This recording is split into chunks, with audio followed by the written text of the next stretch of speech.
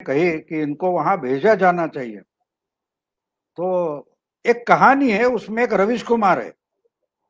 तो जी। रवीश कुमार जो है, वैसे ही आप सब लिबरल समझो, उनकी ये कहानी है। तो इनको एक दिन भगवान प्रसन्न हो गए और बोले, बेटा तुझे जो कोई है, जो कुछ चाहिए वो मांग ले।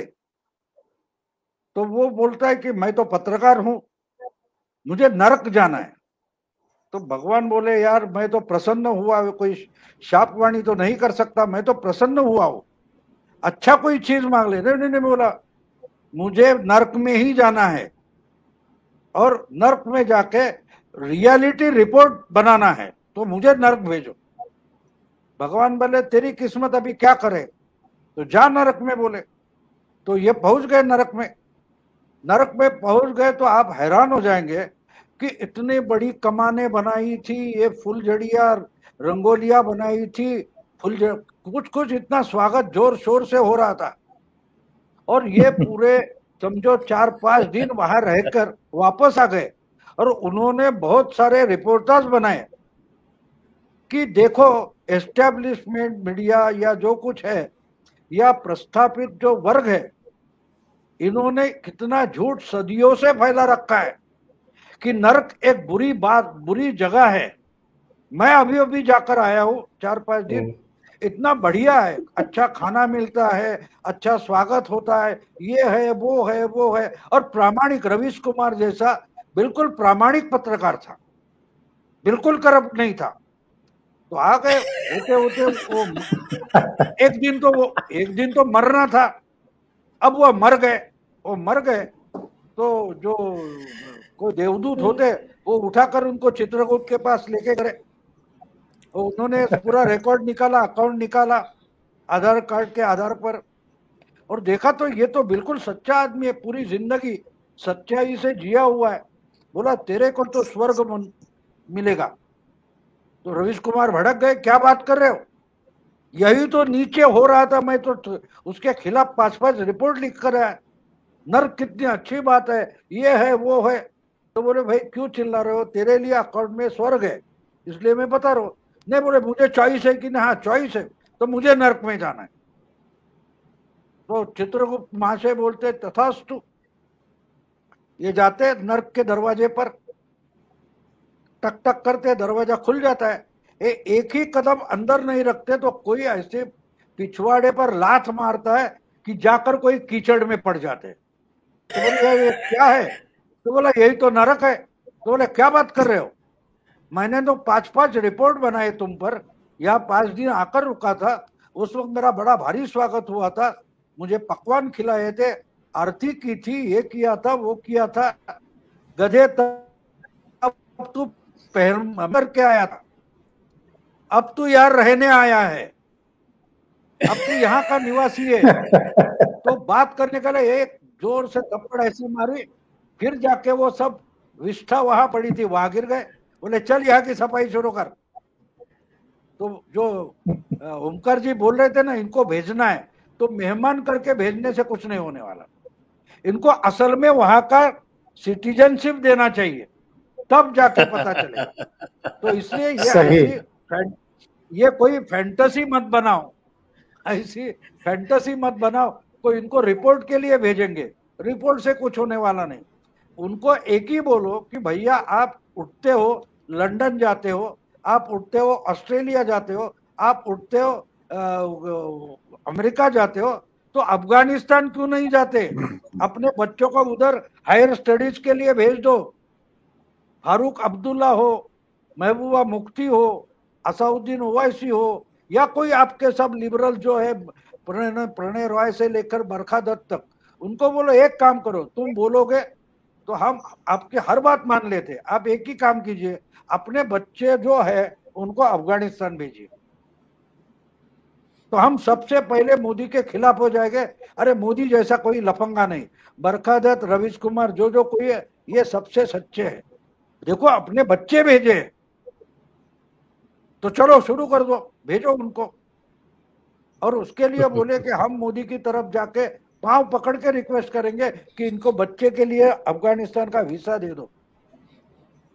ये करना चाहिए। आप जो बोलते हैं कि इनको रिपोर्ट लाने के लिए, रिपोर्ट क्या आएगी मैं अभी बता देता हूँ। रवीश कुमार जाएगा, बरखा दत्त जाएगी, अरफा जाएंगे, जो कुछ जाएंगे, वो रिपोर्ट क्या लिखेंगे वो हम भी लिख सकते हैं। इसके लिए उनको जाने की क्या जरूरत है? कोई जरूरत नहीं। हाँ, उनके बच्चों को भेजो, उनके माँ बाप को भेजो। इतनी यानी जन्नत दूसरी कहीं है ही नहीं जितनी अफगानिस्तान है। ये सही तरीका हो बात है, सकता है। क्योंकि ये जितने भी आपके ये कश्मीर के जितने भी थे सारे के सारे उग्रवादी और हुर्रियत के जितने भी लीडर थे, इनके बच्चे कोई वहां नहीं रहते थे कश्मीर में, मैं वो और एक बच्चे दूसरी सब बात बोल विदेशों में दूं, पढ़ते थे। और एक दूसरी बात है। इनको इनको अमेरिका या इंग्लैंड है, ऐसे देश है, इन्होंने एक डिक्लेयर करना चाहिए, जो जो अफगानिस्तान के बारे में अच्छा कुछ लिखेगा और लिखा हुआ है तो हमारे पास भेजो, उनका वीसा कैंसिल। एक दिन में इनका सब अप्रोच बदल जाएगा, एक दिन में। सिर्फ अमेरिका, ऑस्ट्रेलिया, इंग्लैंड, स्विट्जरलैंड वगैरह देश है, इन्होंने एक पॉलिसी लेना है कि जो जो तालिबान के लिए अच्छा लिखेगा उसका वीजा ऑटोमेटिकली कैंसिल होता है। देखते हैं कौन कौन अच्छा लिखता है। और ये जो बात तो एक्चुअल सही में है। संजय जी, ये जो महबूबा मुफ्ती, ये फारूक अब्दुल्ला, मैं ये आपको बताऊं महबूबा मुफ्ती ने क्या कहा। महबूबा मुफ्ती का जो ये एग्जैक्ट स्टेटमेंट है, उन्होंने कहा है कि महबूबा मुफ्ती ने कि तालिबान जो है वो दुनिया के लिए रोल मॉडल है और वो सच्ची शरीयत लागू करेगा। अब मुझे लगता है कि सच्ची शरीयत सबसे पहले तो अगर महबूबा मुफ्ती के ऊपर लागू कर दी जाए तो उसको तो घर से नहीं निकलने देंगे, फिर उसको पता चलेगा सच्ची शरीयत क्या होती। नहीं, या उसका मतलब नहीं, आप उसका मतलब नहीं समझे। वो बोल रही है कि अमित शाह ने सच्ची शरीयत लगाई थी, मुझे घर से बाहर नहीं निकलने दिया। आप उनको उनके खिलाफ हो यार, आप उनको समझने की कोशिश करो। वो कुछ बताती है, आप उसका अलग कुछ अर्थ निकालते हैं। ये गलत बात है, ये बिल्कुल गलत बात है। वो कह रही है कि अमित शाह कश्मीर में सच्ची शरीयत लाए थे। उनको महबूबा को घर से बाहर नहीं निकलने दिया, तो सही बात है। हाँ, जी। मैं एक दूसरी बात कह रहा था संजय जी। ये लोग जितने भी तालिबान की इस समय वकालत कर रहे हैं या समर्थन कर रहे हैं, ये ये कहने की कोशिश कर रहे हैं कि जो यूएन की मोस्ट वांटेड सूची में है, अंतर्राष्ट्रीय आतंकवादी है, जो खूंखार आतंकवादी हैं, जिन पर बहुत गंभीर किस्म के आरोप हैं मानव अधिकारों के, मौलिक अधिकारों के उल्लंघन के, और जिन्होंने निर्दोषों का खून बहाया है, ऐसे लोगों के हाथों में ही सत्ता दी जानी चाहिए। ये कहने की कोशिश कर रहे हैं।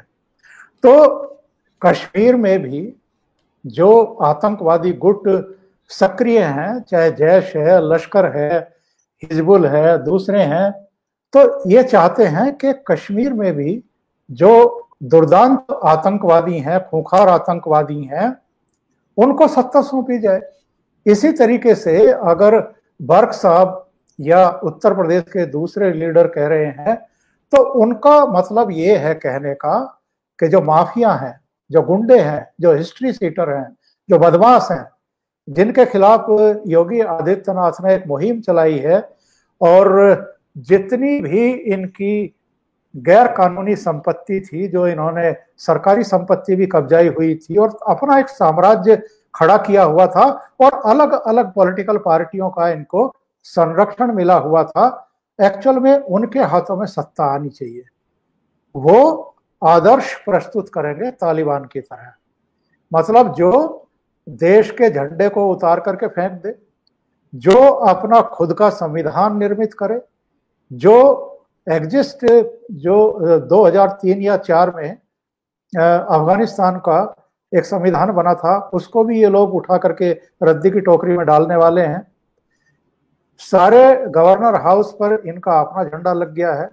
यानी जो देश की संप्रभुता है, जो एकता है, जो अखंडता है, जो उसका स्वाभिमान है, जो संविधान की छतरी के नीचे देश चल रहा था, कानून का राज वहां पर लागू करने की कोशिश कर रहे थे, उनका तख्ता पलटिए। यानी एक चुनी हुई सरकार को उठा करके अरब सागर में फेंक दीजिए, और जो डकैत हैं, जो गुंडे हैं, जो दुर्दांत आतंकवादी हैं, जो हथियारों की भाषा ही लोगों को समझाने की कोशिश करते हैं, एक्चुअल में राज उनके हाथ में होना चाहिए।